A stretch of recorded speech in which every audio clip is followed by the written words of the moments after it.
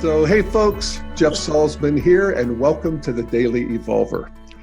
Today, I am very excited to have as my guest Sebastian Siegel, who is a screenwriter, director, author, meditation teacher, and integralist, who is here to share about his latest project, which I think many of us are going to be pretty psyched about.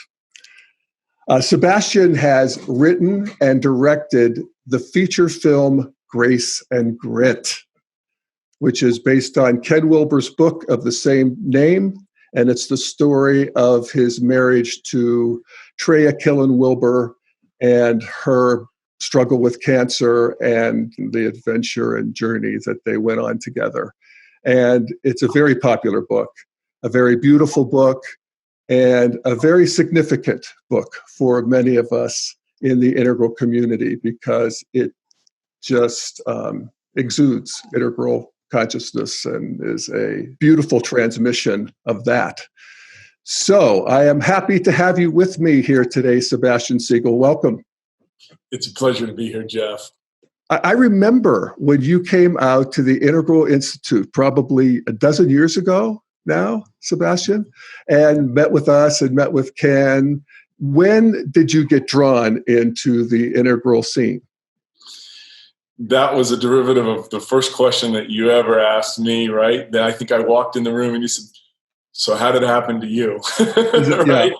And it's such an interesting thing when you run into someone who reads Ken's work. There's always a story about how they discovered it, that it found them, so to speak. For me, there was a friend whose husband had recently died, and he was a very intense guy, very smart guy, and the woman seemed to think that we had some similarities, and she was getting rid of a lot of his things, giving away a lot of his things. And she said, some of his jackets are about the same size as you are. Would you like these jackets? I said, no. I said, but what would be great is, what are you doing with all the books in his library? And she said, I'm just going to donate them all and give them all away. I said, well, if you've got 2 or 3 of his favorite books, something, then I'd love a couple of those books. So one of them was A Brief History of Everything. All right, now prior to that, a couple other people had told me, you got to read Ken Wilber, the things that you like, you got to read Ken, right? And then, so I had A Brief History of Everything on my table. And I was reading a few books. I was really into Martin Luther King at the time, Ramana Maharshi. Of course, I'd been into Alan Watts and for many years and read everything that he'd written.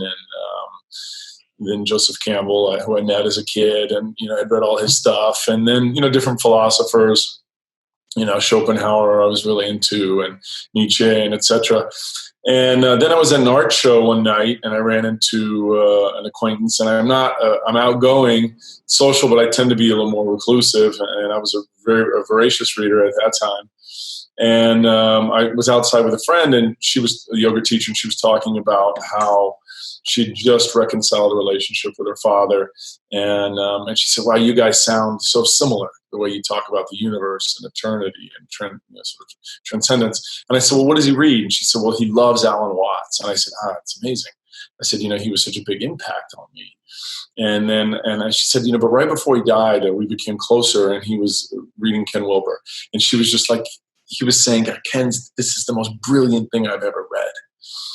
This was the same thing that the man who had passed away, who I'd had a couple conversations with, an acquaintance with, and the woman had said that she said, before he passed away, he was reading Ken Wilber, and she would do an impersonation. This is the best shit I've ever read. It's brilliant.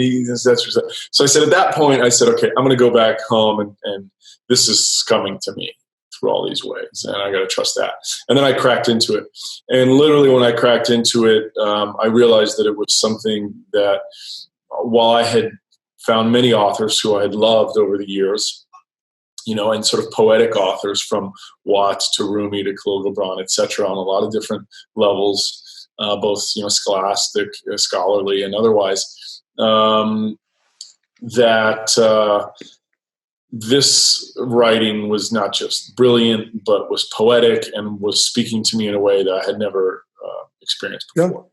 Yeah. So I gave myself literally, I don't know how long it was, at least a couple months to read A Brief History of Everything first. And I gave myself that amount of time because I didn't want to just consume it. I wanted to really own it on a molecular level. And my original copy, it's in tatters, as I'm sure many people's are, and it's scribbled with notes, from beginning to end and top to bottom. And then I went on to then read everything that Ken's written, basically in the next decade. That I would read other people, but I would always come back to him.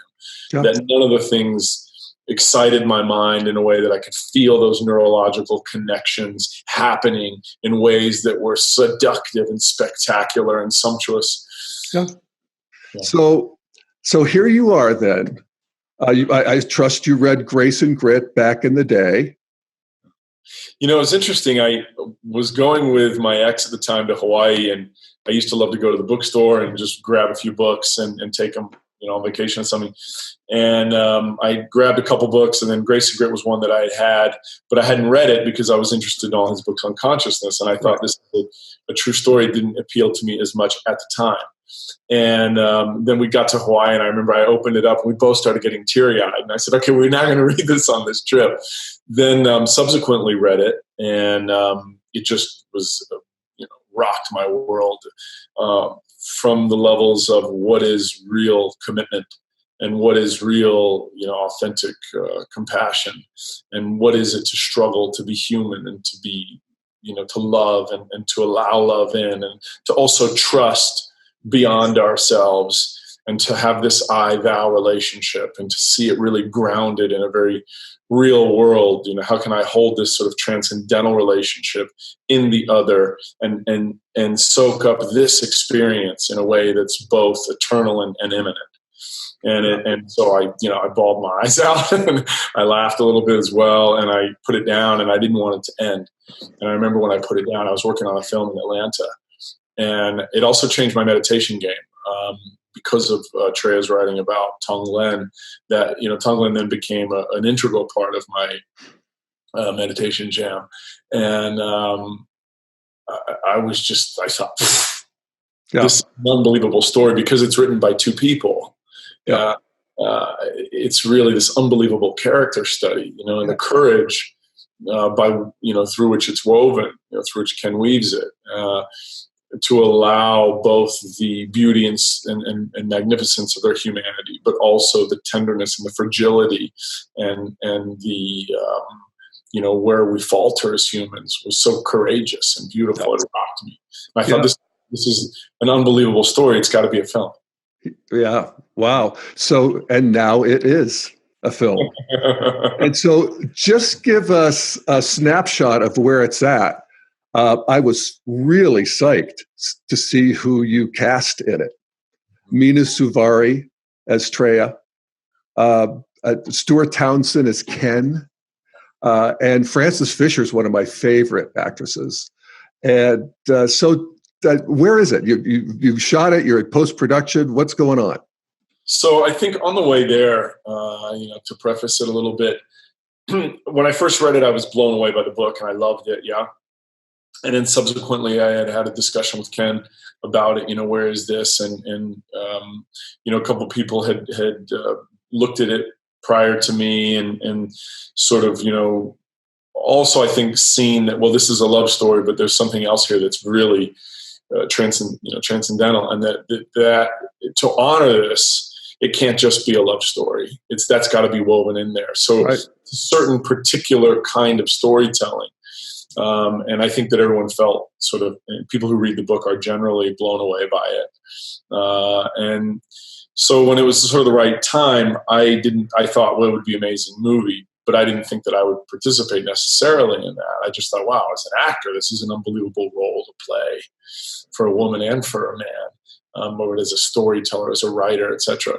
So then I think then later when I acquired it, and Ken sort of trusted me with it, I think, to be close enough to be privy to the subtle underpinnings of his work and voice, but also to be outside of, to be integral, but to be outside of it in a way to say, okay, it's far enough away and close enough that I think he trusted me and felt comfortable. And I said, basically, my discussion with him was to say, this is for me bigger than me.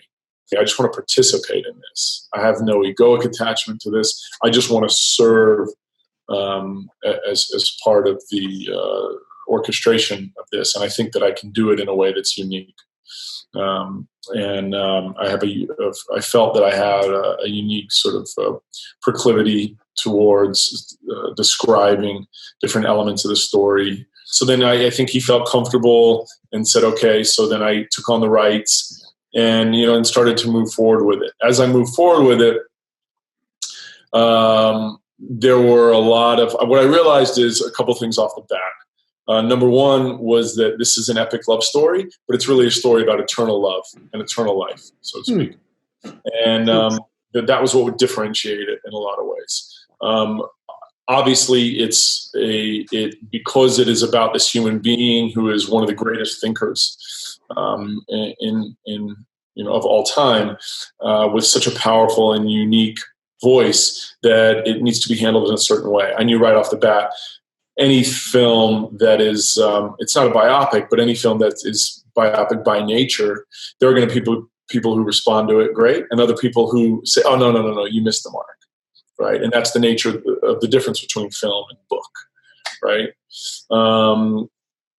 So as I started to develop it, I was looking to partner with different people with different skill sets than me, who I trust and admire and love and respect. And it was just going so slow as movies go, right? And I didn't want to write it at first. I thought I'm going to get a brilliant writer to write it. I had a couple people on my hit list, screenwriters. And then, it was just like, he's traveling in whoa, or she's over here, blah, blah, blah, blah, whatever. And so then I started to write stories out, basically, Jeff, scenes. And then as I would share those scenes with people and say, hey, this is the basic premise of the book. This is the summary. This is what happens in some of the scenes to give you a flavor of it. The response was always like, wow, you need to write this. Like, this is coming out of you. So then I said, okay, while I'm waiting for someone else, I'm going to, get busy, like at least writing. That way I'll be able to have an easier dialogue and discussion with whoever those individuals are.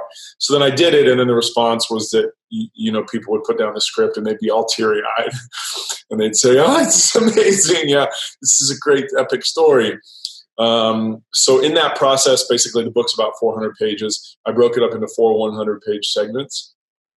I used several color highlighters. One would be what stays in, what goes out, what stays in but stays in metaphorically or analogously, and what stays in but doesn't happen chronologically, obviously, because if you're making a documentary, you want to just follow as is. But if you're making a theatrical film, how do you take 400 pages and put it into a 2-hour movie? It requires a lot of changing. So I orchestrated that, then adapted the screenplay, and the first version was 160 pages or something, like some crazy thing like that. And then knocked off 20 and another 20, and it took some time, and then got feedback from peers, etc. So once I got to the script stage, then I started to feel out different people to partner with. And during that time, I had some opportunities to make the film that were contingent on an actress maybe that wasn't right for the film, or I had other opportunities to make the film that would have served my work or my career as a producer, but I didn't feel were right to serve the film. An example of that would be a company that wanted to do it just as an acclaimed piece, but to take all the creative rights. And I felt like to honor Ken, to honor that story, that I needed to remain participating in the execution of the story to keep a lot of these things, the integral aspects, intact.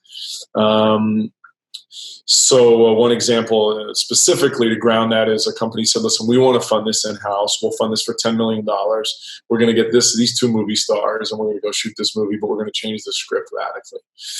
And I thought, well, all right, that's fine for me as a producer, but my interest isn't hierarchically first here. My interest is way down the ladder for me. My personal interest is to serve this thing. And doing this big $10-20 million movie with movie stars, I might as well just write a love story this weekend and we can cast, whoever in it, right? But that's not what this story is. This story certainly, as a love story, has a broad popular audience, but it's a more of a niche story. This is an edgy story. This is a real film. You can taste the tears. You can smell the sweat. You can feel the salt and the honey and the love and the tenderness, the disappointment, the courage, the hope, the despair, and the transcendent love in there.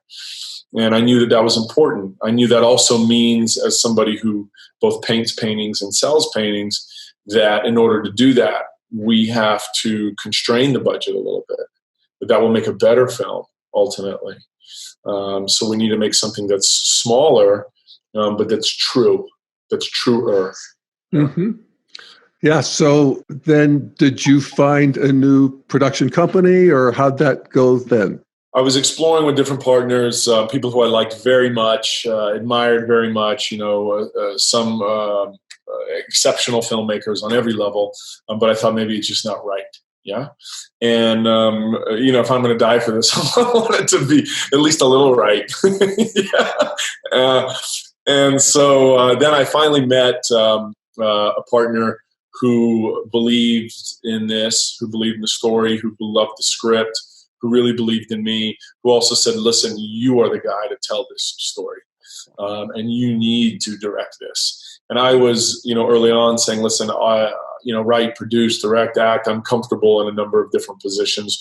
It depends how we piece this puzzle together. I may not be the best person if, early on I'm a fan of Darren Aronofsky and I like him very much. And Treya's story, there are some similarities between that and all the stories that Darren tells, from The Wrestler to Black Swan to The Fountain, which was a wonderful movie for me. There are all these stories about identity and then death with transcendence and recognition. Yep. And, The Wrestler and Black Swan are very similar stories, just with different containers and different plots. And Grace and Grit certainly has that. So I wanted him, for instance, to be the director.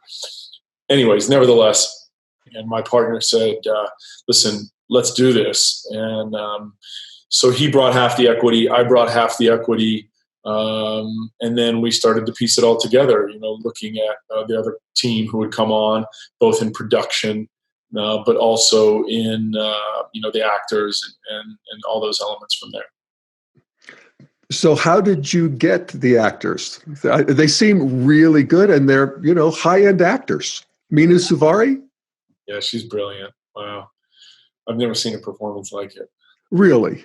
I've never seen a performance like it. Really? Nothing to do with the film, I would say that. Both her and Stuart are spectacular. Yeah. Wow. So how do you get them? I mean, do they love the book? Had they read the book? So we put out a breakdown, which is basically describing the key characters, a little bit about them, a little bit about the story, who's involved, who the orchestrators of the film are. And then we got a response. And some of the people were actors, like brilliant actors, a couple male actors who I'm huge fans of.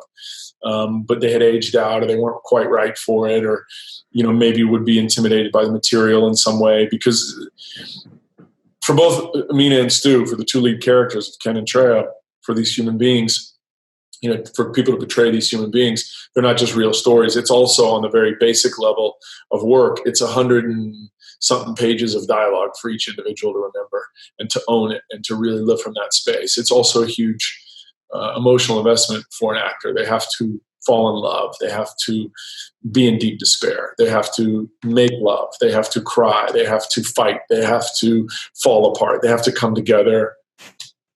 If you haven't read the book, I won't spoil the end. There's a lot of death and rebirth.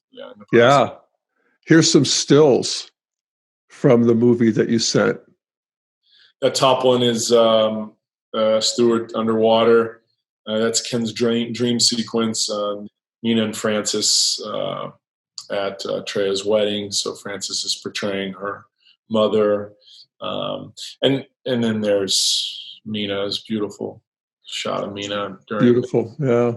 intense discussion with Ken, and then the two of them early on when they're meeting and falling in love. And, all these other characters, whether it's, Treya's mother or friends, some of these people are depicting actual individuals, others are not. Yes, it's actually a big cast. I mean, you put together this is a lot of moving parts. Tell us about just getting the ball rolling. Okay, so it happens. A lot of it happens. A lot of the things kind of come together at the same time. I'll tell you first how Mena and Stu got involved, and then just to put a button on the peripheral characters. It's really a story about these two individuals. And so in going from 400 pages to a 2-hour movie, you say, all right, these characters are all peripheral. It has to be that way. And otherwise we're going to make like Cleopatra. We're going to make this 4 hours. And then no one's going to sell it, distribute it. No one's going to watch it. You know what I mean? So we need to make this really, what's the core? So even like, Treya's mother, Frances Fisher's amazing. She's beautiful and depicts, who the mother would be beautifully, but it's not about Treya's real mother. Treya has a sister, but it's not about Treya's real sister. But Rebekah Graf plays that character full of life and full of love. These characters all, and same thing with, Roger Walsh or, Linda Conger, who I had dinner with in Santa Barbara, is in the film, but it's not about these characters. Okay. But Treya and Ken, it's very much about them and who they are. So my partner who made the movie Crazy Heart, which Jeff Bridges won the Academy Award for. And I think that he got behind that film and backed that film because Scott Cooper, that was his first film and his first feature directing. And people said, all right, people had faith in him because they said, you're the guy to tell the story. He really knew the story well. And so in the same way, my partner, Eric, got behind me and said, you're the guy to tell the story. You need to paint this picture. So then when we started talking about cast, we, had talked to a few different names. And he had worked with Mena on a film subsequently, or previously, and then was doing a film with her then about Nicole Simpson. And I had met with that director about their previous film just to play a role as an actor. And then he said, the director called me of that film and said, we'd love you to play this role of Nicole's psychologist. And it's opposite Mena, and it's just a lot of dialogue, just a couple scenes. So you as an actor. Correct. Yep. He'd like to come in and do that. And I said, I'd be thrilled. And Mena, we were not discussing Mena as Treya at that point. And but I wanted to see, moreover, I trust my friend enormously, Eric Brenner, and his work is amazing, and he's done very small films and giant films, with Anthony Hopkins and Al Pacino and etc. So he also knows as a filmmaker the mistakes not to make. And then the things also that serve a film. And we were simpatico in terms of the delivery of this film to be on a smaller budget, to mitigate risk going in, to say, listen, people are going to love this movie. It's going to live on for many years. So let's really make a beautiful story. This isn't about bells and whistles. It's a tender, rough, edgy film. So I wanted to see how they ran a movie. I was excited to play the role as an actor, but moreover, I wanted to see how do they run a set, because if I'm going to be making this movie with these guys, I want to, see how they're dotting the I's and crossing the T's, because the risk in movies is about execution. You can have wonderful everything, but if the execution's no good, you don't have a good, well-oiled machine. So I got to set, and these guys were running a beautiful set, really, really running well. And then I went in right away. I went to Mena and said, hey, this is your movie. You're carrying this movie. It's about Nicole Simpson. And is there anything I can do for you? You have an enormous amount of dialogue. Would you like to run our scene, et cetera? And she said, yeah, I'd love that, Sebastian. That sounds great. So while we were in makeup, we ran the scene, and she was just right there. I could tell this woman was extremely prepared. And right off the bat, I felt sort of her emotional resonance in it. And so then we went and shot the scene, and it's like, long chunks of dialogue, both her and me. And we just sat there and locked it and ran it, and she was really present and really there. And then we started talking, and as we were talking, she had just recently been married and or was getting married at the time, and was talking about how she'd gone was vegan, and we were talking about sort of different things. And I started to think, oh, could this be Treya? I started to think that. And then afterwards, Eric and I met, and I said, what do you think about Mena? My first question is, just on a professional level, when you're running a film that's on a constrained budget or constrained schedule, you can't have an actor who's an alcoholic or doesn't know their lines or shows up late. It's just, you can't. Back in the days of James Dean and Marilyn Monroe, you could do that, but that doesn't happen. No, it's not. The terrain of filmmaking has changed too much. So the actors really have to be there, be ready, and really be bringing it. And especially for this role, the actor has to have that emotional depth and sophistication and availability. So he said, "Look, she's incredible. She's really well prepared. I mean, she does the work." And so then her manager read the script and he loved it, and he said, Mena's got to play this. And she read it and obviously talked with the manager and said, I've got to play this. Like, I love this. This speaks to me. Wow. I never from the start wanted to do a look-alike contest. It wasn't important to me. The exteriors of Ken and Treya. What was important to me were the interior structures. The man had to feel like Ken. And we'll come to that in a minute. But the main thing was Treya first, right? Because it's her story. It's told through her voice and through his eyes. And then at the end, it melds really into this sort of unified voice. He then becomes the carrier of her voice, as he did in this world. Yeah.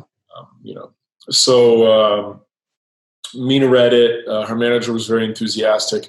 And, just as a footnote, too, in terms of managers and reps and filmmaking, this is not a kind of project that generally reps want their actor doing, because they look at reps, agents will look at, sometimes yes, but oftentimes a rep will look at an actor as a business and say, okay, if I put this actor on a TV show or in a Marvel film, that's a good business.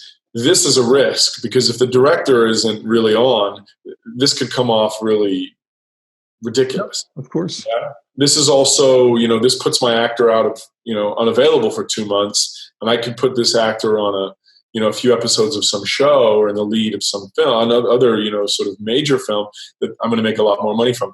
But the actors who are in touch with their clients who really want substantial material, this would be, and it has to be the right time in that person's life. So for Mena, I think it was the right moment in her life. So then she read it, then she and I met, and we sat down, Jeff, for a few hours, and we discussed the script, we discussed the story, and she cried, 4 times in the meeting or something like this. And then, I got me teary-eyed, and I felt right away very confident with her. I felt she's the woman. She's it. She's Treya.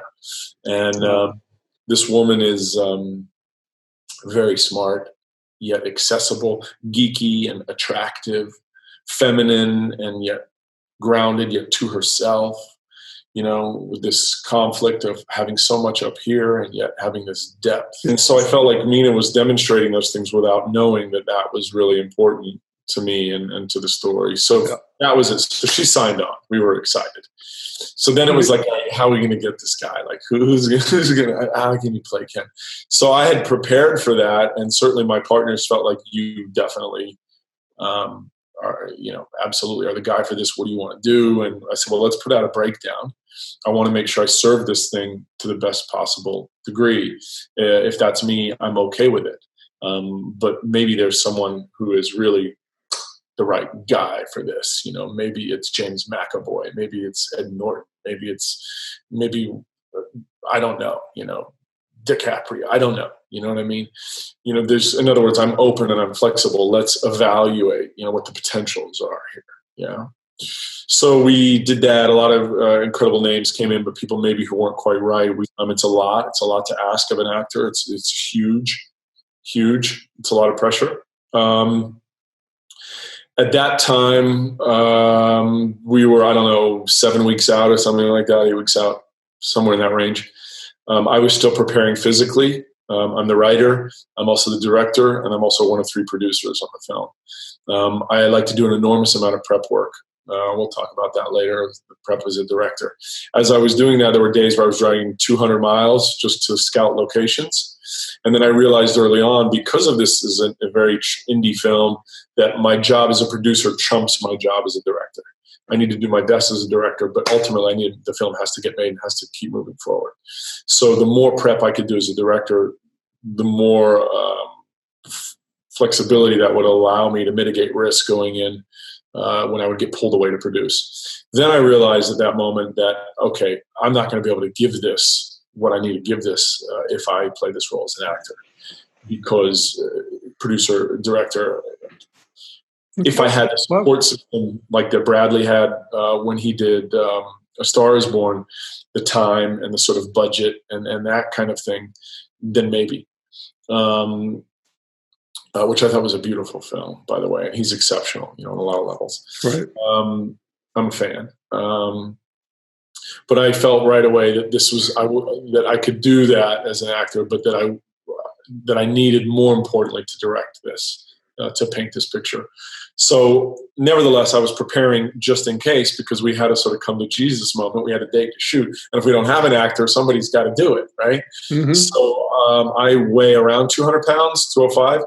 I'm very lean and muscular, and I've been sort of a natural high-intensity athlete my whole life. And so I said, okay, if I basically I've got to drop about 20 pounds going through this, just in the head and the face mostly, and in the upper physique for sure. So I dropped almost 20 pounds in 50 days. Now, because it was mostly muscle, it was easier. So I went down to like 183 or something like that, and I'm 6'1". And I was just in case, and I was just swimming and, eating kale. Yeah, I was going to say, how does one do that? I guess eating kale. And, having vegetarian protein shakes and stuff. And it was fun. I enjoyed the relationship with food. I cut all weights. I was just, predominantly swimming and lunging and sprinting and yoga, etc. So then at that moment, we had the discussion with one actor, and then it came to, Stuart Townsend's manager, was responsive, and Stuart really liked the script. It seemed to be the right place at his moment, the right moment in his life. He's got two beautiful young boys. He was just going through a separation with his wife, and I think he felt it just spoke to him. So he was very into it, wanted to have a discussion with me, probably had some questions about how are we going to shoot some of these dream sequences on a constrained budget? How are we going to shoot underwater stuff?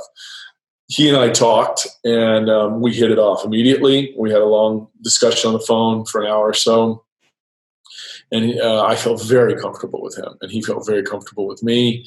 And we talked all about it, and he said that he was honored, thrilled, excited, that it spoke to him on a lot of levels, that he was not intimidated, but really wanted to be sure that he could do this justice, that it was such a big thing. How do you go and play Ken Wilber? He said, I wasn't familiar with Ken Wilber. Now he's like, I'm doing this crash course. Now this is just a few weeks out, right? And he's amazing, this man. I gave him the DVD, from the documentary that you guys shot there. I sent him a bunch of videos. He's read the book. So he was just eating, sleeping, breathing Ken Wilber from morning to night. Yeah. I mean, and getting it. And getting it. Oh, yeah. And he's already a long-time meditator. He sits in full lotus position and is, spends a lot of time on the beautiful property that he has out in the desert alone with his two boys in a tent. And it was largely influenced, as I was, by Chongyam Trungpa and Alan Watts and, a number of other people. Wow. This.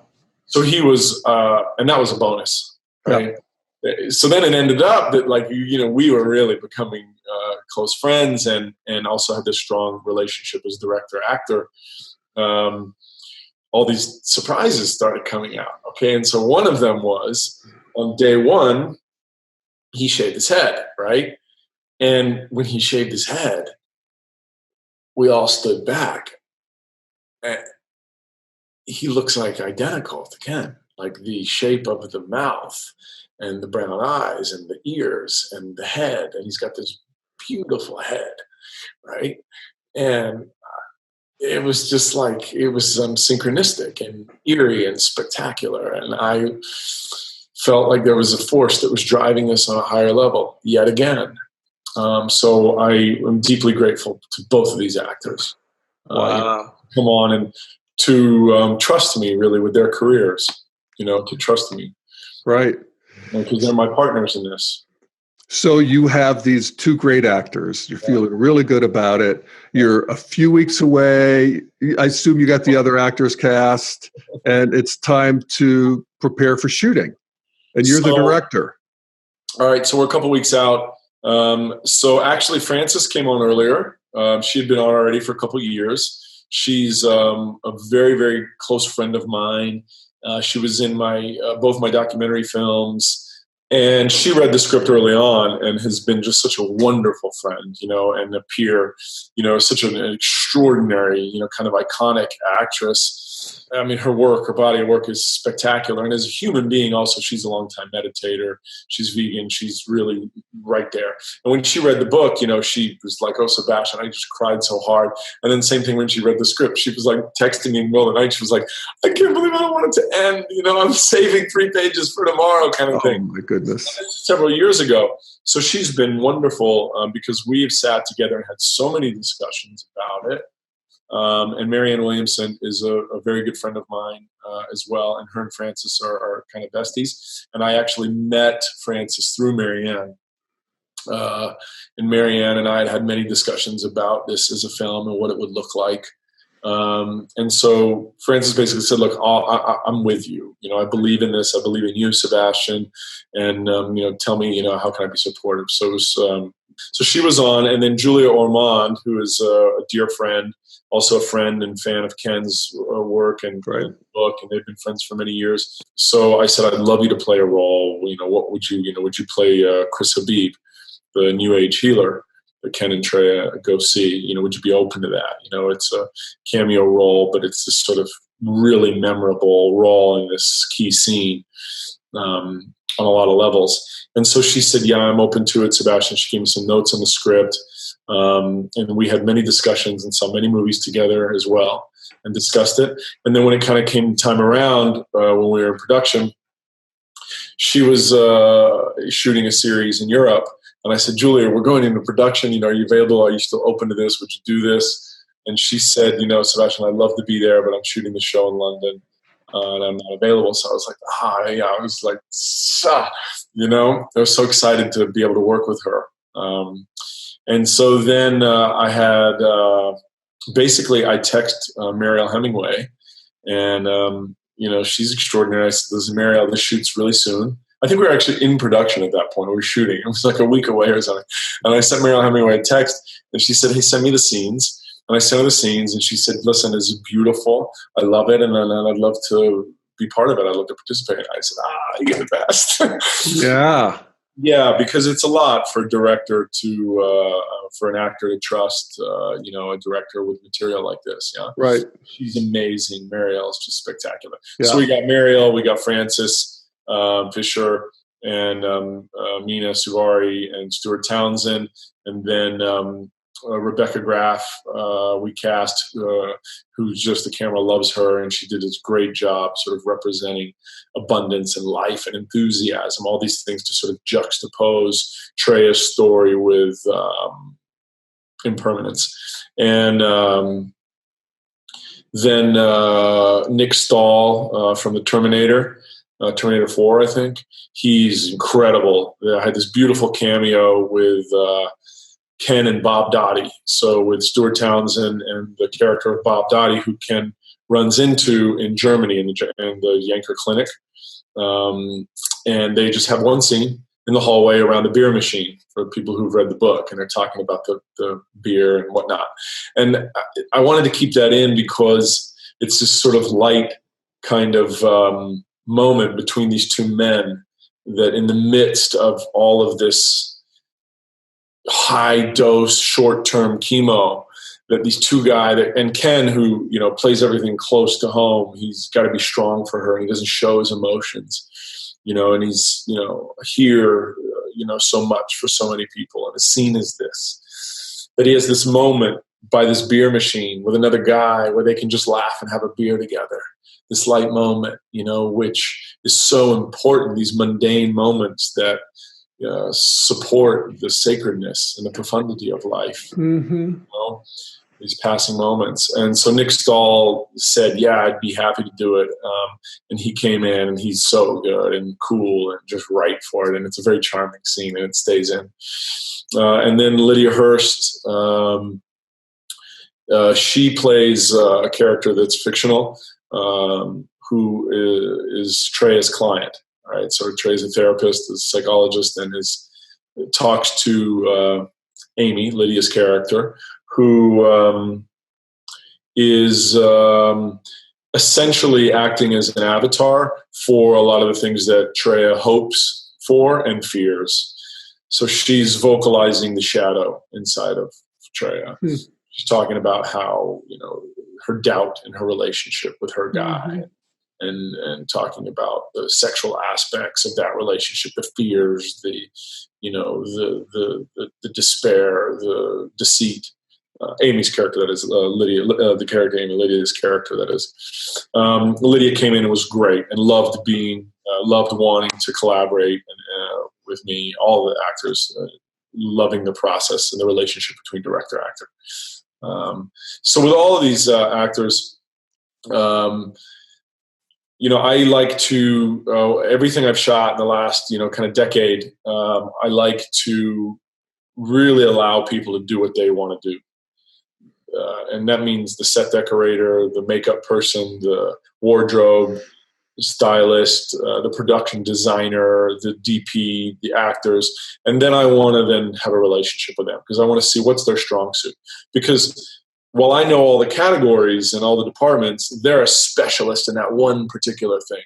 So I want them to shine and bring that. And then we want to orchestrate and play together. Yeah. And so I was able to have that with every department. And with every actor.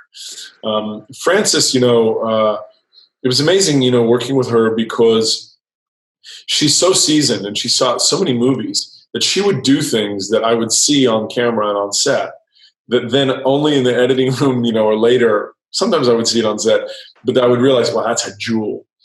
There'd be a moment like where she'd kiss Mena's head at the wedding, and there's like a little bit of lipstick, on Mena's head, and then Frances would go up there and she'd rub it off of her head, and that stayed in the film. And it's those little details that make the film feel real. Mm-hmm. That I think when people see this film, they'll feel like I'm with these actors become these people. Well, it's just so interesting to hear how these things come together, because, we all love film. So here you are, then you're coming up to, the first day and you've got a team, and you've got your locations, and so give us the countdown here. So we started doing locations, and simultaneously I'm going through meetings. Basically I'm doing 4 a.m. to midnight, give or take an hour or so there every day for pre-production, and especially during production. We're shooting every day except for Sunday. And then we had these fires here. We lost a day in a location during that. And there were a lot of things that happen along the way in a movie that can derail a movie. An actor can go to the hospital. We had that happen. Things can light on fire. There is a giant fire. We lose locations. All these things happen on every movie. When were you shooting this? So we shot in November, and then we did a pickup day, I think a couple months in February or something like that. I'm not sure. Apologies, is my best. So you shot in a period of a couple weeks? We shot in a month. In a month, okay. And did you use a sound stage or locations, both? So there are dream sequences in the film, and I try to weave the story really about eternal love and eternal life. So that these two individuals, these two beings, meet in another life, and then they're brought together in this world, and there's this resonance that they feel like we know each other. We're already intact. Something is speaking through us. There is this I-thou relationship right from the start. Act 1, love at first touch, right? For those who have read the book. Yeah. And then they're both in their mid-30s. They're not, youngsters. And so this is, mature considered kind of love. Yeah, absolutely. But yet just at record speed. Yeah, at record speed. Yeah. And I think that's also what differentiates it from other love stories.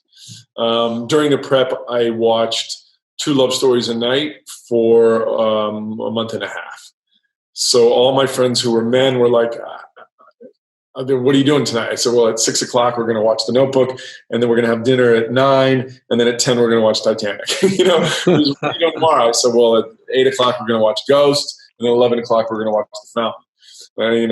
And so at 6 o'clock, we're going to watch Love Story, and then at 10 p.m., we're going to watch So then all my friends who were women were like, this is fantastic. Yes. But I had a couple of nights where I had just one guy there with me, and by the end of the night, we'd be arm in arm, like crying, Yeah.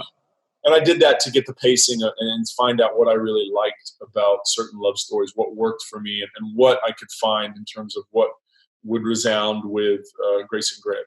Certainly, Treya's character, as depicted in the film, her arc is from doing to being, as she speaks of and writes of in her journals. Right. And her arc as a character is also from student to teacher. Yeah. And just to make sure people are sort of following along relative to the book is, I think, well over half her journal entries. Yeah. And Ken's commentary and his storytelling. But it's a beautiful mixture of both of their voices. Yeah. So how do you do that? How do you pull that off? So, and then his, Ken's arc is from head to heart and from teacher to student, so that they meet, and that he's here and she's in awe of him, and he's just like, wow, what is this? Boom. And there's this resonance that lives on, sort of. And so how are you going to depict this in a film? So her dreams are going essentially up this hill, looking for something. Is it to beat this illness? Is it to fall in love? Is it for a purpose in life? What is it? Is it to write a book, to express a thing? What is it? And his are underwater. And in the book, it's in these caves. And I'll come to why I changed it to underwater. And underwater, in this sort of very Freudian sense, and this sort of symbol of the self, or in this sort of Shakespearean sense, like when Hamlet goes out to the ocean and finds himself and then has to come back, confront his uncle. Ken's character's underwater, and both this abundant originator of life, but also I can't breathe underwater. This juxtaposition of these two worlds, sort of spelling out the polarity of these two things. Also the dreamscape and the eternal space. And then he comes eventually to the surface to see the stars. Her journey is over a hill where there's no water, and in the end, reaching the rain, in which she's unified with him.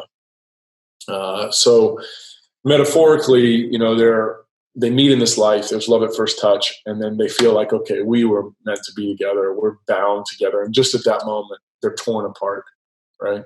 Life tears them apart. But at the very moment they're torn apart, they're also woven together forever.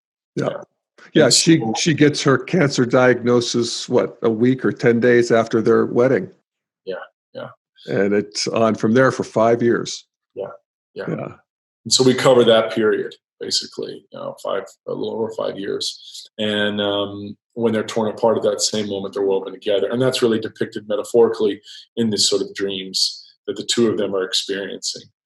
So to prepare the film visually, I wanted to obviously incorporate this sort of gross, subtle, causal or waking, dreaming, deep sleep states. I don't want it to do it heavy-handed, though. I want it to be really light. So like if you go see a movie, 5 friends go see a movie Avatar, and they leave, and everyone says, I know what it means, and they all have a different story. Well, it's about eternal life, or it's about the earth, or it's about our unity and our interconnectivity, or it's about, coming into this life and many, many lives. It's about string theory, whatever, and everybody's right. They're all interpretations, depending on what, where they're at, in the same way that Ken talks about all the different colors of religions. and different lines of intelligence and what's speaking to somebody. So as a filmmaker, the specificity of film that is required, that is not required in a book. I think in order to allow the space for an audience to make those, to build in those responses, has to be held on loosely enough. So I use the dream things. Some people, it'll just be a dream. For other people, they'll be like, aha, that's really where they're woven together. And that's just right. I don't want to be forceful as a director. I want to be gentle. So to do that, also I wanted to tell a story in 3 acts, in the way to say, the first act is really love at first touch. And the second act is let go to hold on, sort of Zen, if you will. And then the third act is transcend and include. Wow. And so, in that I said, okay, for locations, this takes place in Muir Beach in San Francisco. This takes place in Colorado, and this takes place in Lake Tahoe, and this takes place in Germany. So I want to have these 3 very clear acts. It's also, for people who read the book, in Mill Valley, but for the purposes of a film, I made 3 locations. So they're Muir Beach, where they're at her home, and then they're in Lake Tahoe, and then they're in Boulder, Colorado. And then between that, they go to Germany. So these are very much, it loosely correlates with Act 1, Act 2, Act 3, and these themes, right? Did you shoot in these locations? I want to say yes, because it looks like these locations. The film feels like we're in all those spaces, but we didn't. But we did shoot spectacular locations that really embody those. Yeah. And that's the magic of film, Sebastian. All is forgiven. Yeah, man. So I wanted to metaphorically depict these worlds and what was going on in their lives with the details. So I worked with, back to the prep and going into production, I worked with a costume designer who was just extraordinary. And I had worked with her on a previous film. And she, we went through a color palette for every character. So Frances sort of is greens and gold, and she lives in Texas, and she's very alive. And the sister's sort of blue, and they're kind of conservative, and Treya is purple, and Ken is these earth tones, and then each act also has a slightly different color, both in the lens and the color palette that you'll see on screen. But also in the characters' clothes and also in the location. So Germany is a little more muted, is a little bluish. They're in 3 primary hospitals I selected. And each hospital has a slightly different color to the floor and to the walls. Most audiences will lose that, but you'll feel it subconsciously. You'll feel it, you'll feel it, the difference. So the houses, the first one is very feminine. It's full of life and freshness. It's where they fall in love. The second house in Lake Tahoe is where they try to force the relationship to work, mistaking the finger for the moon, and trying to choreograph things too assertively. So that house has no furniture in it. The entire house that we got is architectural perfect lines. So all the desks are built in, the tables are all built in, the seats are either swings or built-ins, the bed is built-in. There's no furniture in the walls. It's perfect streamlines, which is representative, and low ceilings, which is representative of what's going on in the relationship. They're trying to force everything together. We're going to stay together. We're going to beat this illness. We're going to make it all work. We're going to put it on a piece of paper. We're going to map it out. We're going to do it. And that tears them apart. That's where they split. That's where it comes apart. And then in the third place, they're in Boulder. They reconcile. They say, listen, we're giving into something greater than us. We must be together. There's no other way. This is it. And that house has trees in the architecture. The woods are all naturals, rich oaks and different woods. The house just is both masculine and feminine. It speaks of this life that's very old and transcendent, of trees, and it's rich with all of the things that they've accumulated throughout. So as I'm choreographing the locations and mapping those out, and with the costume designer, I'm also working with production designer and with wardrobe and with set design to say, okay, Ken has a million yellow pads and pens and books, and these are the books that we need. And I go through all the books that that he's a fan of, and other books, Eastern and what philosophers and religions, etc., and science. And Treya is painting and is into arts and fusing glass, and all these things from Act 1 show up a little bit, and then by the time you finish Act 3, you've got everything, including photos of them that are taken during the film, including the photo that would become the cover of the book. So those are the physical elements, from locations to wardrobe and then of course comes the camera. And my DP, who we've done a couple projects together prior to that, is an exceptional man. Got a brilliant eye, who I trust, and we have a shorthand with, which is very important in indie film because the hours are very long, and you have to really be simpatico. He knows exactly what I want. I get his sensibility, and we can move very quickly. Also, so we did a few days of just lens testing. So in other words, what's the lens we're going to shoot this on? The lenses that we're going to shoot this on. So we shot, for people who are fans of Terrence Malick, that's very much my style as a filmmaker. And I use a lot of the same lenses that he uses. So for people who have seen Tree of Life or Night of Cups or Thin Red Line, I use these a lot of wide angle lenses. I also like this because I want to get in really close up into the characters, up into Treya and Ken, to feel like what it feels like to be inside of their heads, inside of their world, to get very close and intimate, and yet to also warp it a little bit. When you get up close, like even if I do here, the edges start to curve a little bit. And we don't see the world like that, but we feel the world like that. And so I thought that was important for this film and for this story. So we selected the lenses. I shot a lot of it on a super wide, on the 20 or 14s, and then some, for film buffs, on a 30 and more standards. But most of it was wides. And then we were discussing the color palette, throughout. We did a lot of handheld at the beginning, and in the middle, a lot of very long shots. I knew that because there are a lot of scenes that take place in a hospital, I wanted those scenes not to be conventional for anyone. I wanted those scenes to be a visually sumptuous cinematic experience. Just spectacular, right, to look at. And then in the end, I don't do any lock-off shots, not one, except for the very end. I have one jib shot.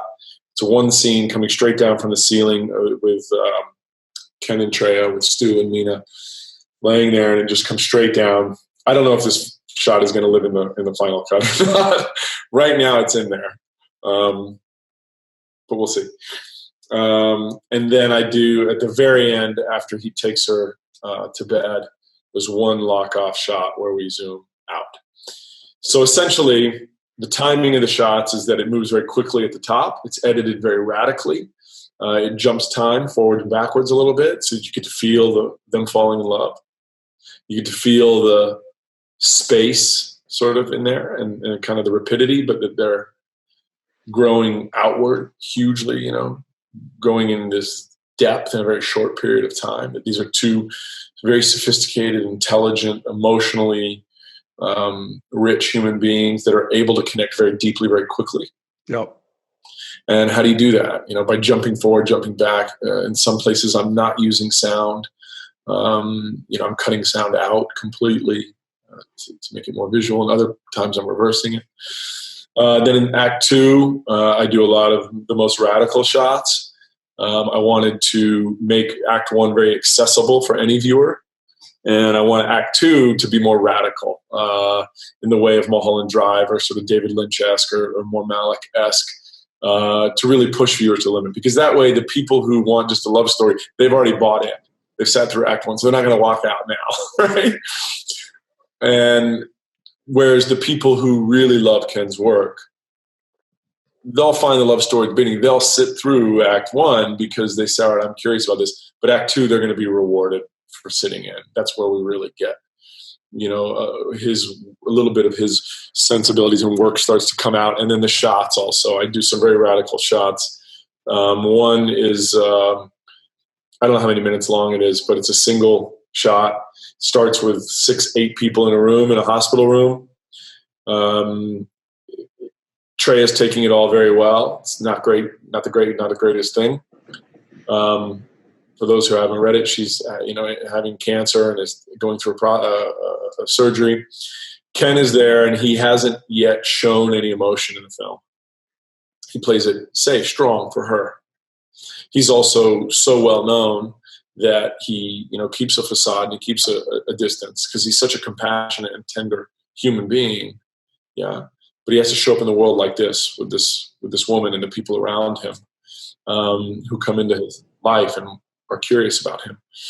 And so he leaves the room, and as he leaves the room, you can see he's got a little concern on his face, and then he walks down the hospital hallway, and it's lighter, but immediately we're in a space there that's not as bright as the room full of women and full of life. He passes by a nurse's station, and the nurse says, kind of waves, "Thank you for the flowers, Mr. Wilber." And it's kind of like, and he has to put on a facade. He has to give a smile when he doesn't want to, and we see that. And then we see him like this, and we can see that he's disturbed. We follow him down the hall. Then he turns down another hall, and it gets darker. And immediately, I have a guy wheeling his girlfriend in a wheelchair. He notices that. It's metaphorical. He gives down the hallway. It gets a little darker, and then we follow him into. He sees an open room, and he steps in, and he sits in a chair in this empty, dark room with just one ray of light shining in. And he leans down, and then he gets teary-eyed. He has to leave this space full of life and light to go into a room alone to be with himself, to confront himself, to allow this out. And doesn't feel yet that he can share it or show it. So we start very wide, and we end up here in this sort of Sergio Leone kind of shot all the way inside of Ken's eyes. This, of course, is depicted in the way that Ken writes the book and chronicles his journey with Treya. It's one of my favorite shots in the film. Stuart's beautiful. It's a beautiful shot. It's wonderful. It's a beautiful scene. Yeah. So those there are some shots like that in Act 2, and then in Act 3. Most of Act 3, they're in Germany a little bit, and then the whole thing slows down. Right, Treya's reached at that point passionate equanimity. For those who have read the book, that I'm going to do all I can, but without attachment to result, just for the love of it, for the love of life. Right, and she gives her talk, an abridged version of the talk that she gives that many people have seen. And we shot that identical to how Treya really gave it. Of course, it's shorter, but it's beautiful. And John Denver played that night, and we have that as well. It's fantastic. Oh, I'm so looking forward to seeing this. So in the final act, I wanted to slow the shots down and make it really just about these two beings. And so then we slow everything down, because the last, I don't know how many minutes it is, but it's just these two actors. That's it. No one else. Everyone else falls away. We leave some relationships unbuttoned. Obviously, her mother and sister care and are calling, and etc. But for the purposes of film, it has to be about these two people, and that's what is going on in their world. When people read the book, obviously they will see that it was not just the two of them in the house when Treya passed, but for the purposes of depicting this, it has to be about their connection, and so on screen, it has to be just the two of them. I can't say enough about Mena and Stuart's performance.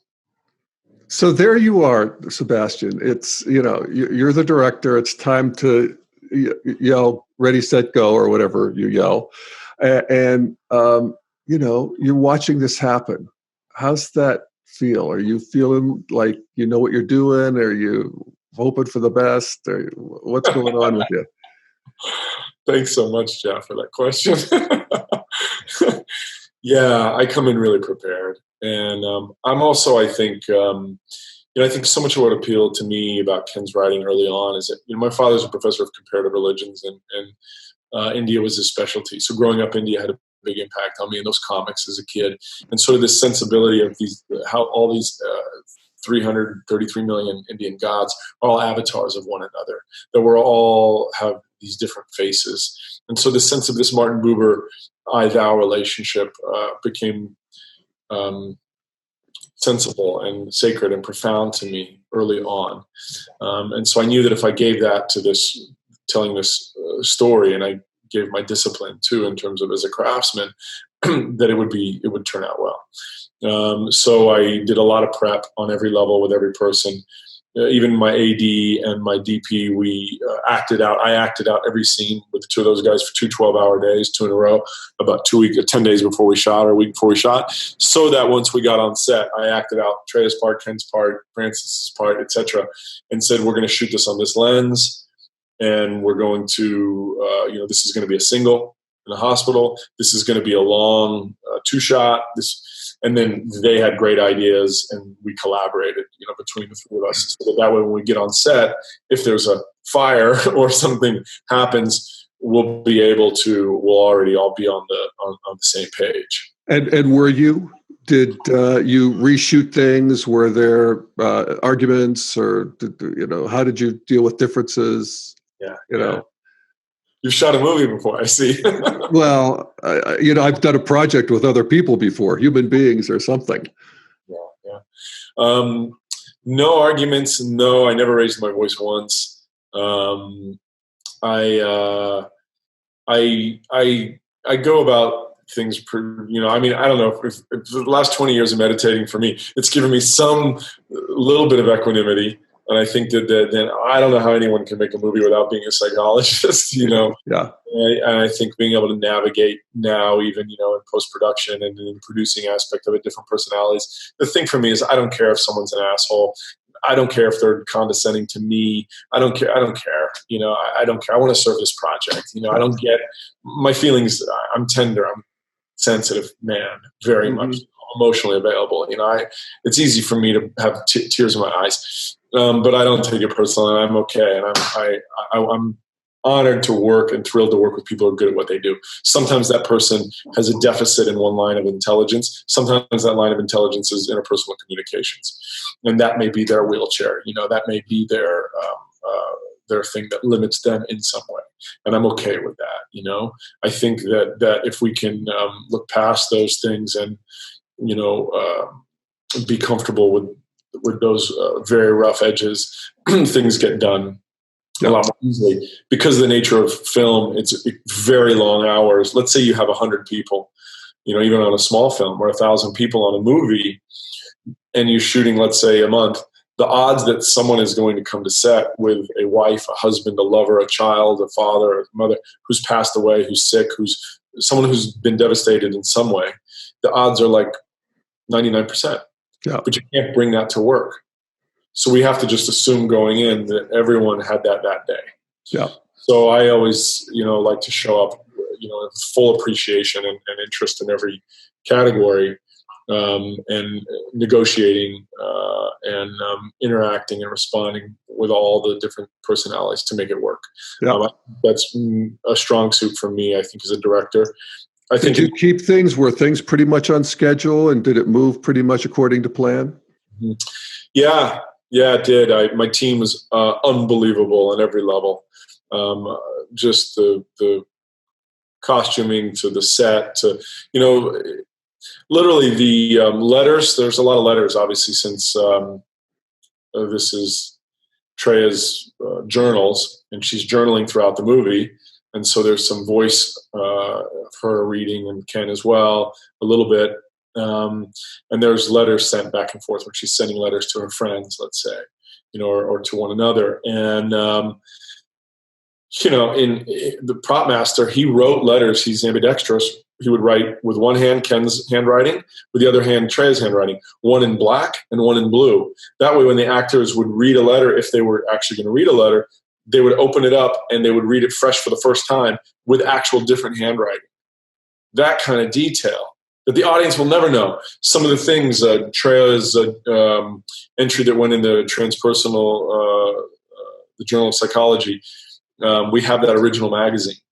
We got it. Ken opens it up. You barely see it, but Ken opens it up. And, some of his original, early books and the books that influenced him as well are there in the film. So in terms of troubleshooting things and being on schedule, the nature of it is things fall on and off the wheels. The prep that I did, let's say with Sean and Gus, my AD and my DP, by already knowing what we're going to do with each shot, that helped us when we got in. Yeah. The nature is, we had an actor go to the hospital, we had a fire, so those things definitely. But I also shoot fast. I know what I want. I don't do a lot of takes. I like to work with actors who are really, really prepared. I can shoot 10 pages in a day, which by film standards is a lot. So you did. We did. So you have it now, and there it is, and now you're turning it into a movie, right? That's right. Yeah. So what's that process like? That's a word on the street. I wanted to just jump back for a second. The storytelling, the part about, I think, in looking at this and how to tell it as a story and looking at the risks and trying to see what are the risks we're going to run into. I wanted to move through the scenes quickly that aren't as crucial to the theme of the story. In other words, if they're important to the plot, I want to move through them quickly. If they're important to the theme, I want to give them time. So the scene, the scenes at the end where it's Treya and Ken's last days together in this world, I wanted to give the actors a lot of time. So I would prepare the schedule in that way where we would say, all right, we're going to shoot however many pages in this day and however many scenes and setups. But when we get to this, we're only going to shoot this because this is really important.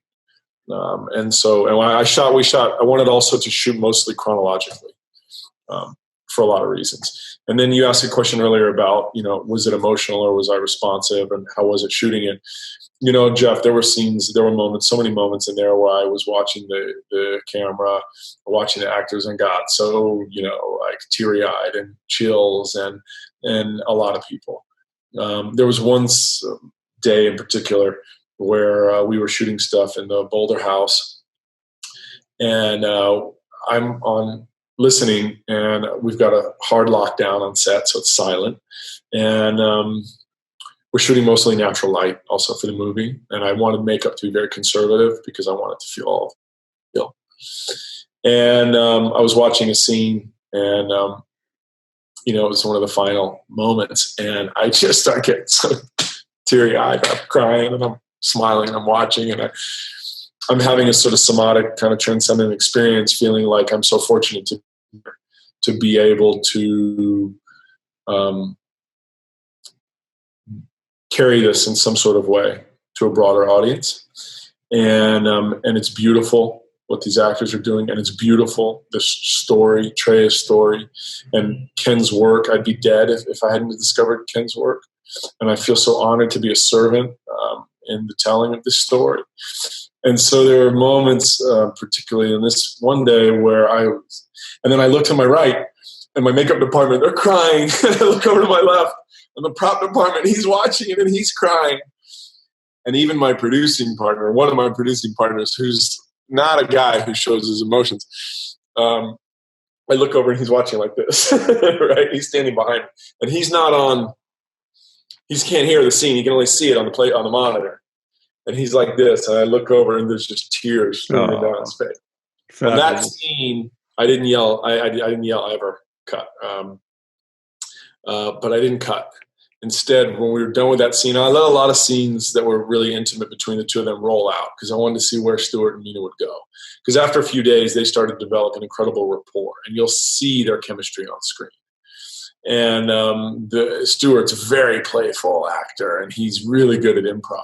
And Mena really likes to be on the page. She does the work. This woman is so prepared. And they're both, so seasoned. So the dance between them, the masculinity and femininity that came out between them is beautiful. So I didn't say cut. I just walked in the room, and I came in there and I just, the three of us just held each other and we just like, It's beautiful. Yeah. Yeah, it felt like so the three of us have found each other in this world in service to this story, this tender, spectacular, sentient human story. Yeah. The capacity of love to grow and to live on, and also to touch something that has a resonance beyond this lifetime. Yeah. Wow. Yeah. Well, that's just the act of creation is just so intrinsically satisfying and fulfilling, and what fun. Yeah. So you're now in editing and piecing it together, and how's that going? We're in post-production, and I really appreciate the question, because I'd like to give a sort of disclaimer to the hardcore Ken fans, and to the hardcore fans of the book, right? I'm one of us. I'm part of this sangha, right? This is means more to me than anything that's personal to me, there will be a director's cut, which will be about 2.5 hours. And history will favor this cut. For the purposes of people seeing the movie, for a distributor, in other words, for a company to say, I'm going to spend X amount to show it to people, which is a lot, it has to be under 2 hours. And my producing partner is saying, it's got to be. It's got to be. So I respect that. I understand that. So I have a cut that's under 2 hours. And it's beautiful, and it's accessible, and it's all, it has all these things. But there is an edit. This will be the director's cut, which will be about 220 or 225, which will embody more of really what's going on, and really of Ken's work and Ken's mind, and a lot of those things that I think are so important that maybe for a broader audience don't matter so much, Right? But especially for an integral audience. For any philosophers and psychologists out there, they're going to want that too. Yeah. It's like give someone SES as a gift. They either call you 6 months later and they say, "Wow," or they call you, or you never hear from them again. Right? I was going to say you never hear from them again. Yeah, this asshole wants me to read this book. Exactly. It's written in hieroglyphics. I know. I've given it to so many people, and it was a black hole. So, an oft-told story in the integral world. Yeah. So speaking of which, when can we see this movie? We in the integral world, and everybody else too. Thanks. So we're in post-production right now. I'm getting close to a picture lock, which will be a version that's under 2 hours. And then it will be going to festivals, maybe Tribeca, maybe TIFF, certainly Sundance is on the target. Once we lock picture, then we have sort of color, sound, music, etc. And then, but prior to that, we'll show it to a few people to get essentially the right distributor to support this film, because there are broad, to not go too far down with a vernacular, specific film. There are distributors that will release this to a broad audience, or to an audience, let's say. But there are other distributors who will carry this and package it and support it in a certain way to, let's say, run it for acclaim, let's say, for the actors, in a certain way that serves the book, that serves Ken's work, that serves the film, that serves the story. So ideally, I would like to reach these individuals before I go to any festivals. So are you working on that process right now? Correct. Yeah, I am. I just came from a meeting actually with that, and so that's the idea, because I wanted. So this would be a theatrical release. This isn't a Netflix or one of the TV distributors, or might it be? It could be, and it's a great question, because the terrain of film is changing so rapidly. Right.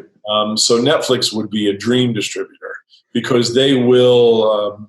Some films will get lost there, although some films will really be, have a buoyancy behind them. I think because of the fans of Ken and the supporters of Ken, from John Mackey to the Wachowskis to different musicians and directors and people with talk shows and etc. I think they may be able to draw enough light on it that a broad distributor like that, it may work sort of symbiotically. Netflix would also support a film in this way, as well as a company like Fox Searchlight or A24 or Annapurna. There are a number of distributors who this would be really wonderful for. So individuals who I would love to see the film, ideally women, for sure. So I'm meeting and I would like to show it to a few people before we go to festival, ideally to position it ahead of time, with the right and the best possible way to reach this. I want people to know about Ken's work. And I want them to fall in love. If they never heard of him, I want them to fall in love with Treya. I want them to fall in love with Ken. Right. And in talking about it with Mena, and with Stu, from day one, I said, my mission is to make everyone fall in love with you guys. So for me, right off the bat, I fell in love with them. Like, watching them on screen, like the number of times in the editing room, watching these moments saying, there's Mena, there's Treya, there's Stuart, there's Ken. It's showing up in the writing, it's showing up in the directing, it's showing up in the eyes and in the tears and in the smiles and in the light of these actors, I also want to say that, Stuart Davis, Stuart and I have collaborated a number of times and become very close friends. And his song, Nicola, I think will be the theme song. I love that song. And it, from the first moment I heard it, when Stu and I first became friends, I don't know how many years ago, decade ago at least, I was just like, wow, this song is so gorgeous. The lyrics are beautiful. Yeah. And he has an acoustic version, which is raw, and it's like this rough diamond. And I want this film to do for that song what a number of other films have done for other songs, because it's so fitting, it's so perfect. Yeah. Oh, may it be so. Yeah. And then I connected, I went to a screening of Night at Cups, I think it was, and I connected there with the guy, Francesco Lupica, a brilliant musician who has done a lot of the music for Terrence Malick's films. He did for Cups, for Tree of Life, Thin Red Line. And he said, listen, I love the script. He trusted me and has given me a lot of his music that I've temped. It's currently in the film. It's beautiful. And then I'm not sure, the Kluges, I connected with them, and they're just beautiful musicians, a couple. And they did Martin Scorsese's Silence. And so I'm temping with some of their stuff. Another brilliant musician. So we'll see. A lot of these things, depending on the distributor, change. But certainly Stu's song, Nicola, is really in a really pivotal scene that I think is a beautiful tearjerker. Yeah. So what is yet to be done? And again, when would we expect to be able to see this? So if if we premiere, let's say at TIFF or Sundance, the submissions start early on. That actually comes up in a couple months. And then these festivals like Tribeca or Berlin or TIFF, or, we want to lock as soon as possible and then start submitting. And then we do color sound during that process. Right. We'll also show to a small group of people prior to that, to try to position it. So depending on where it's positioned, who it's positioned with, let's say it's with a company like Fox Searchlight or Netflix, let's just say, they may still want to premiere it at Sundance because that's a vehicle for it. Or they may say, hey, listen, let's get this out now. And so there's a lot of moving parts. Okay, so it could be later this year, could be next year, but I think it'll be later this year in January. I would think Sundance at the latest. Yeah. Okay. And have you shown it to Ken? Yeah. I'm going to come up to Colorado, and I'm going to sit in the room with Ken. Mm. There was a point so many years ago where I started reading Ken's work, and I thought, man, I'd give anything to meet this guy. I've been reading all his books, and I'm madly in love. I never thought there was going to be another love affair for me with an author like that. There's authors that I've loved, right? Rumi and it's my story too, Sebastian. I mean, I read Ken and I was changed. Yeah, I mean, Ken introduced me to a better world, a richer world, a bigger world. I don't know how to thank somebody for that. But I was a student of his. I want to say a devotee, but it never got into that kind of a territory. Ken didn't want to, and I didn't want to. But de facto, I have been a devotee, and I have received his transmission in a way that is beyond precious. Simpatico, right? Yeah. So for years I wanted to meet him, and then I just couldn't get in touch with him. It was like before kind of the social streams of connectivity were around, and it was impossible, and he was so reclusive, and I was like, all right, it's selfish of me to want to meet him. Like, his books and his mind have transformed me in such a profound way, and it gave me such a paradigm shift. So I wanted to meet, Ken, and it just couldn't happen. And then eventually, connected with you guys, and then was like, the moment I stopped trying, those channels like opened up. Yeah. Like this sort of force kind of allowed itself to happen. Mm-hmm. Yeah.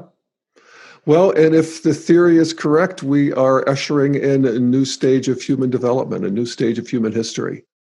And, maybe so. And, one of the ways to do it is with teaching and philosophy. And the other way to do it is through stories and art. And, you're carrying that ball here, man. And a lot of us are counting on you and hoping for, a real beautiful artifact, a real beautiful transmission here. I hope people respond well to it. The beauty and the power of a movie is that it's immersive, that we get to put someone right in that space. And that's beautiful. But one of the challenges also that deducts some of that creative liberation that we project onto a book that we don't get to project onto the screen. So I hope the audience will have the space to allow that and understand that it's a challenging thing to adapt a book. And the book and the movie are not, they're supplemental. The movie is supplemental to the book.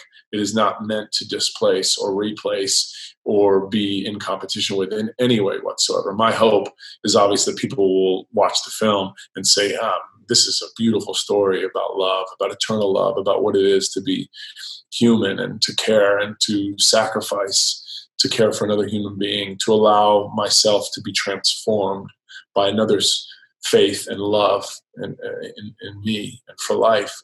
And that they'll then go out and get the book, and they'll read the book, and that they'll fall in love with Ken's work, they'll fall in love with Treya, and they'll fall in love with her journey, and that they'll be soothed maybe with their own journey, whether it's about love, whether their journey is about illness, whether it's about mortality, and that then they'll fall in love also, and it may open people up then to Ken's work. That's ultimately, my mission.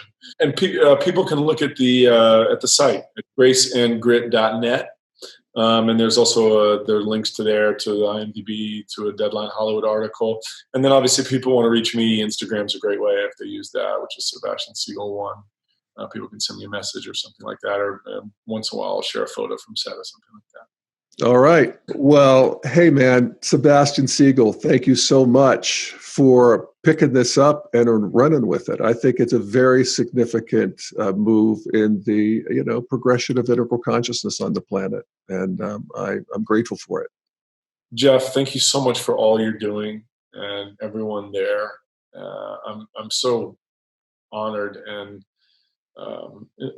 emboldened and refreshed and alive to be part of this sort of integral world, and to have my finger in it and my fingerprint in it in some sort of way. And I'm a student forever, and I learn from so many people in the integral world all the time, and always again and again from Ken's work. So thanks for the warm here with you talk.